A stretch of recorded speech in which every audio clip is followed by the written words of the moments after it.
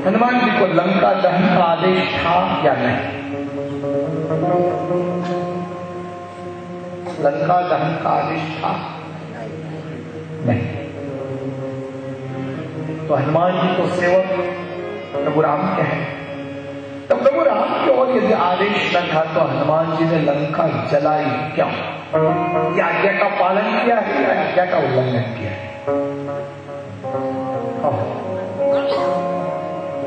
और हनुमान जी जैसे हनुमान जी जो स्नेह की मूर्ति कही जाती है, जो सेवक कहे जाते हैं, जो दास्य भक्ति के आचार्य कहे जाते हैं, कोई यदि अपने स्वामी की आज्ञा का उल्लंघन करे तो फिर कौन उनके प्रमाणभूत माने? लंका दहन का आदेश नहीं था, फिर भी हनुमान जी ने लंका जलाई क्यों? हमारा नीति शास्त्र बताता है शत्रु को यदि अपनी ताकत की पहचान करवाना हो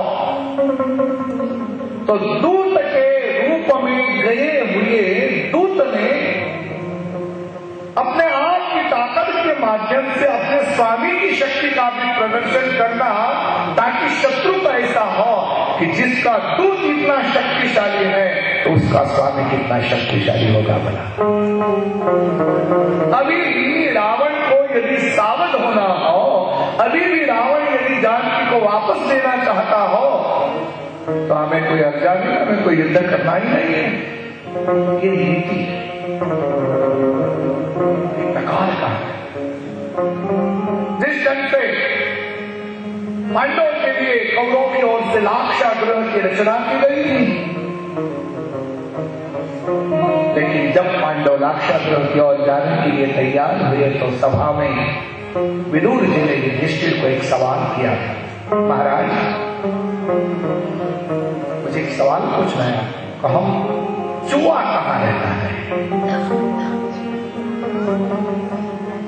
युधिष्ठिर सोच में पड़ गए।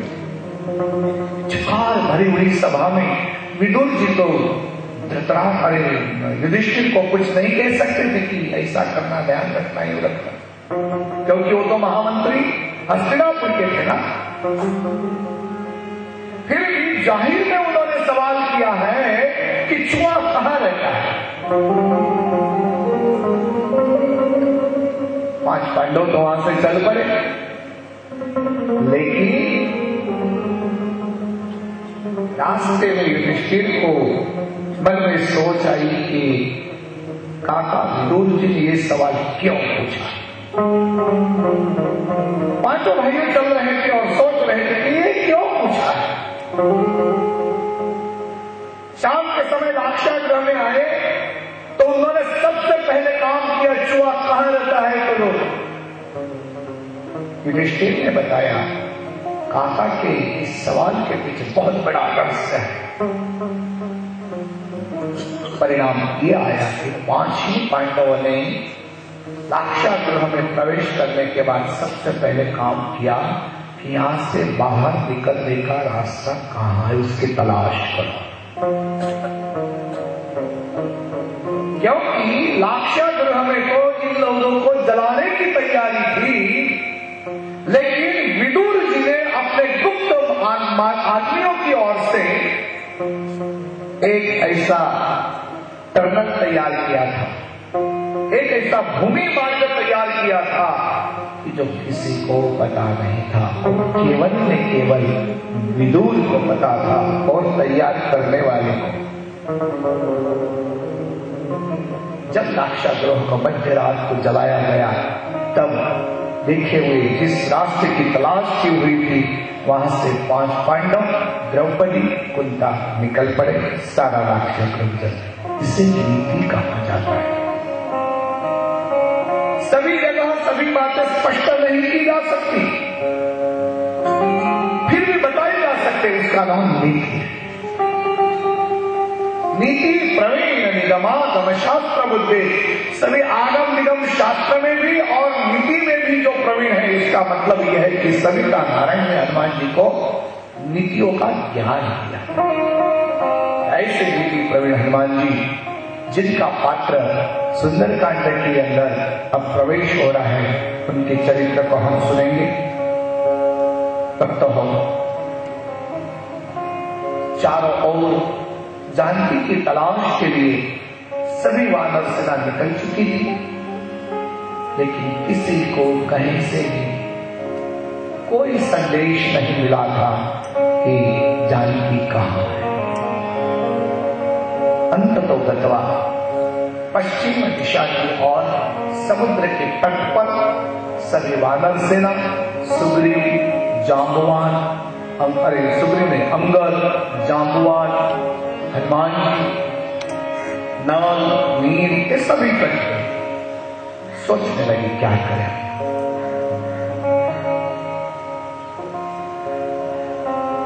संपाति नामक एक गीत था, जटायु का भाई। दोनों में बहुत शक्ति। एक बार दोनों ने सोचा कि सूर्य दिखाई देता है तो चलो हम वहां तक पहुंच जाते हैं। दोनों निकल पड़े। जैसे जैसे सूर्य के पास जाने लगे वैसे वैसे वहां की गर्मी बढ़ चुकी। परिणाम ये आया कि संपाति के दोनों आंखें थे वो जल रही, इससे वो नीचे गिर पड़े। और जटायु जो उसने रास्ते में ही सोच लिया कि मैं ऊपर बहुत गर्मी है तो मैं भला अब नहीं आऊंगा, तुझे जाना हो तो जा। जटायु की आंखें थी और संपाति की आंखें उसने गवा दी थी सूर्य की गर्मी की वजह से। वो संपाति समुद्र के किनारे पर एक बहुत बड़ा पर्वत था, उस पर्वत पर रहता था। बस इतना ही उच्चारण किया, वानरों के कान तक ये शब्द पहुंच गया। सभी वानर कहने लगे ये गीत कैसा है। और एक गीत जटायु था, उसने तो प्रभु के कार्य में मदद की और हम प्रभु के कार्य के लिए निकले हैं, और ये बोलता है कि अब सभी बंदर को मैं खा जाऊंगा। ऐसा है।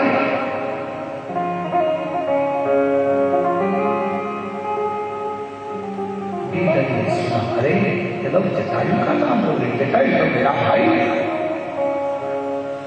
सवाल आया, आप कौन? हम प्रभु राम के सेवक हैं। अच्छा, तो जटायु की आप क्या बात कर रहे हैं? अरे जटायु, इसने तो प्रभु राम के कार्य में मदद की। क्या मदद की?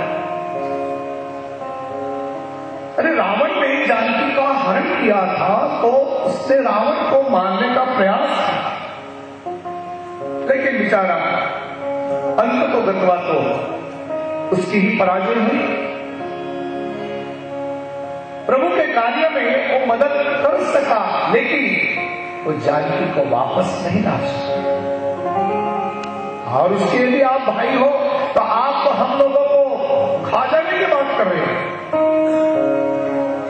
संपाति ने सोचा, नहीं, मेरे भाई ने यदि प्रभु के कार्य में मदद की हो तो मैं भला उसमें बाधा क्यों उत्पन्न करूं? तो क्यों आए हो आप यहां पर? जांबवान, नल, हनुमान जी ने बताया, मां सीता की शोध तलाश के लिए हम आए हैं। गीत की दृष्टि बहुत दूर तक जाती, बहुत दूर तक।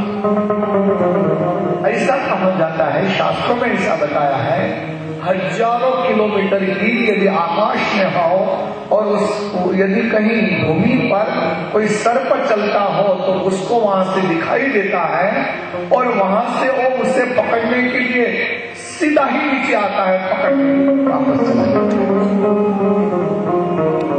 गरुड़ में जैसे ताकत है वैसे संपाति पर्वत के ऊपर चढ़ा, चारों ओर नजर की तो उसे दिखाई दिया गया कि ओ मां जानकी तो लंका में अशोक वाटिका में। इतिहास बताता है संपाति ने सारी वानर सेना को बताया कि जानकी तो अशोक वाटिका में है। उसके बाद सभी वानर एक दूसरे को कहने लगे तो फिर अब कौन जाएगा। किसी ने कहा जाम्बुवान ने कहा तुम जाओ, तुम्हारे में ताकत बहुत है। जाम्बुवान ने कहा मैं तो बुढ़ा हो चुका हूं, मैं जा सकता हूं लेकिन वापस आने की कोई संभावना मुझे नहीं लगती। अंगद को कहा, अंगद ने कहा मैं नहीं जा सकता। सभी ने मिलकर एक ही सोचा तो फिर हनुमान जी महाराज क्यों ना जाए। कि सभी की ओर से विनती हुई, केवल विनती नहीं, सभी ने हनुमान जी को उनकी शक्ति की याद दिलाई है। इस कथा से एक सिद्धांत सुन लीजिए, मुझ में कौन सी ताकत है, वो ताकत यदि और कोई मुझे याद दिलवाता है तो समझ लेना कि मैं निरभिमानी हूं। और यदि मुझ में कोई ताकत है और हर क्षण प्रति मुझे उसका ख्याल है, मैं ये कर सकता, मैं ये कर सकता, मैं ये कर सकता, तब समझ लेना कि वो अहंकारी है। जब अपनी बुद्धि का, अपने कर्म का, अपनी क्रिया का अहंकार आता है तभी उसका पराजय होता है। हनुमान जी महाराज कितने विनम्र थे, कितने दास्य भक्ति वाले थे, ये बात यहां मालूम पड़ेगी। श्रद्धा, स्नेह और समर्पण की मूर्ति माने हनुमान जी। कहने लगे हैं कि आप स्वयं जाइए। आप कौन हो पता है आपको? मर्यादा पुरुषोत्तम भगवान रामचंद्र जी के कार्य के लिए ही आपका यह अवतार है। और उनमें जो शक्ति थी, उन शक्ति को याद दिलवाने के लिए हनुमान जी महाराज की शक्ति का वर्णन जिसमें किया गया है वो हनुमान चालीसा का सभी वानर सेना ने गान किया। हनुमान जी को याद दिलाया कि आप में ऐसी ताकत है।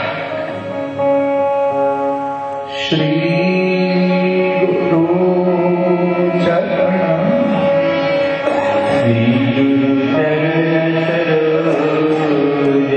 आप सभी हनुमान जी चालीसा का गान करना चाहते हैं।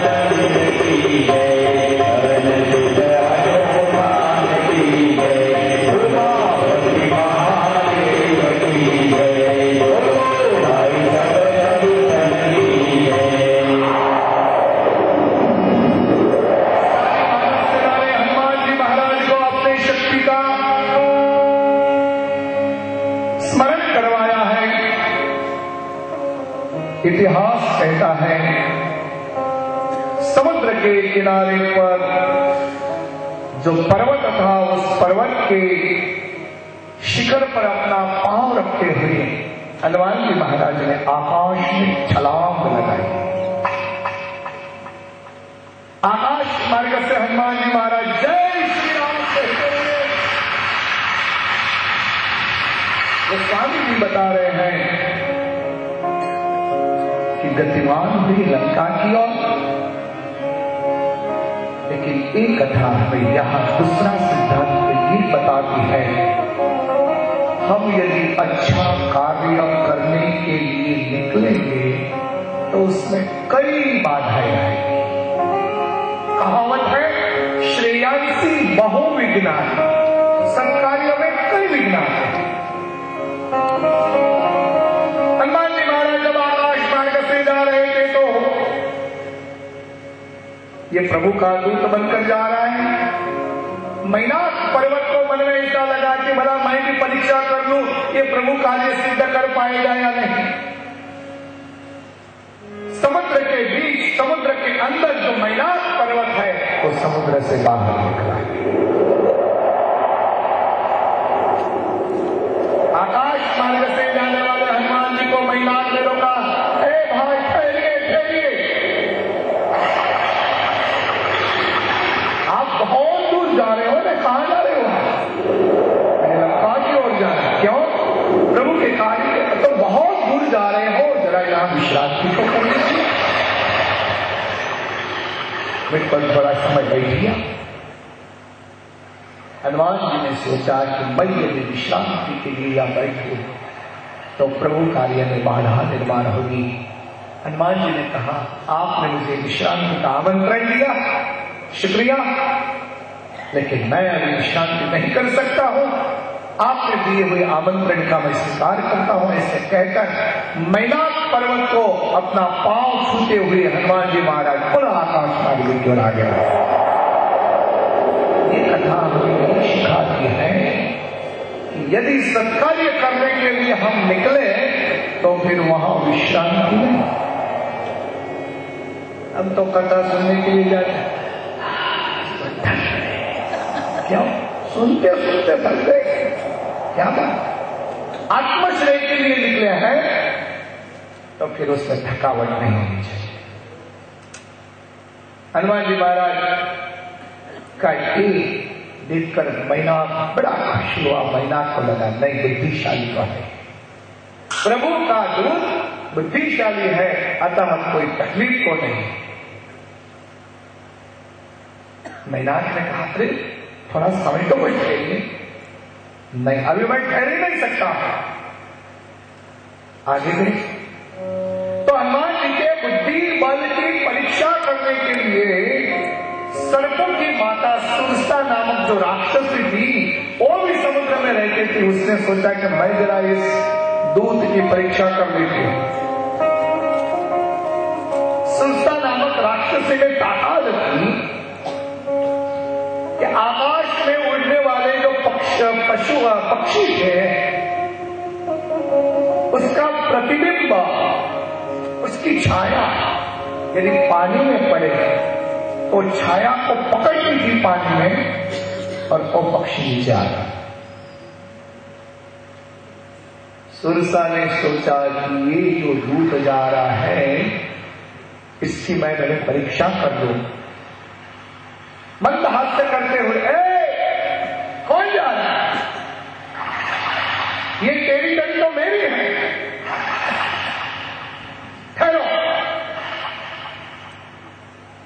हनुमान जी ने कहा, मैया मैं जा रहा। नीचे आए,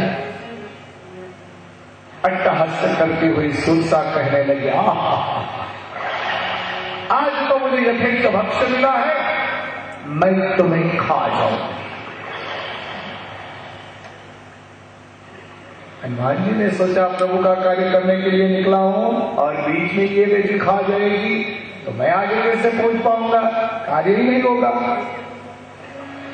हनुमान जी ने अपनी बुद्धि का उपयोग करते हुए सुरसा को बताया। गोस्वामी ने अपनी कलम से लिखा,